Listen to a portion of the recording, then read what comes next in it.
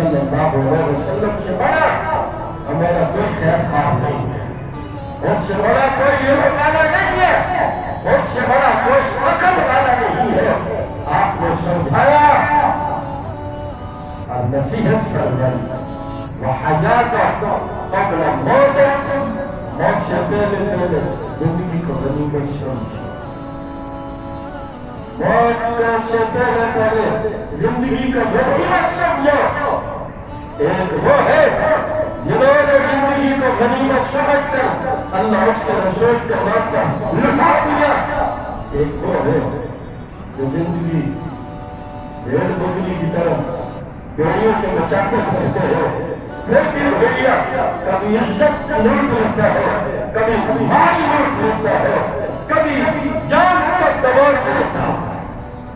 ہو رہا ہے کہ نہیں ہو رہا؟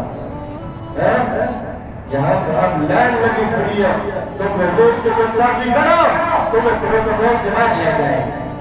اور کہاں سے کندھے کے روڈ پر بننے والے ملک سے میں تو حیران ہوتا ہوں، ہم 23 مارچ مناتے ہیں، 14 اگست سے مناتے ہیں، حضور سے وفا تو کر نہیں سکے جن کے نام پر ووٹ دیا۔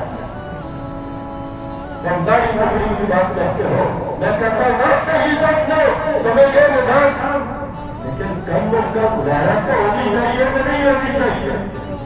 بولتے نہیں ہونی چاہیے۔ اس ملک میں کوئی فاحشہ حضور کی گستاخی کرے پھر وہ پروٹوکول سے چلے۔ ایمانداری سے بتاؤ یہ ہماری غیرت کو چیلنج ہے یا نہیں؟ یہ ہماری غیرت کو چیلنج ہے کہ نہیں؟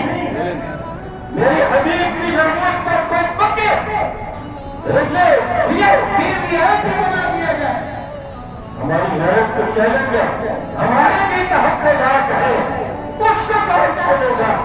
اور سن لو، سنتا کوئی نہیں ہے، اپنی سنانا پڑتی ہے، اور اگر اپنی سنانا ہو تو پھر صحابہ کا راستہ، حضور کا راستہ، جہاد کا راستہ ہے، اور کوئی راستہ نہیں ہے ہمارے سمجھنے کا۔ چاندرات کی زندگی ہے، اس کو غنیمت سمجھو، اس کو اپنی خواہش سے نہ گزارو، اسے اللہ اس کے رسول کی خواہش سے گزارنے کے لیے کیا یہ کرتے ہیں انشاءاللہ۔ ہمیں کیا فرماتے ہیں؟ وحیات اس زندگی کو غنیمت سمجھو۔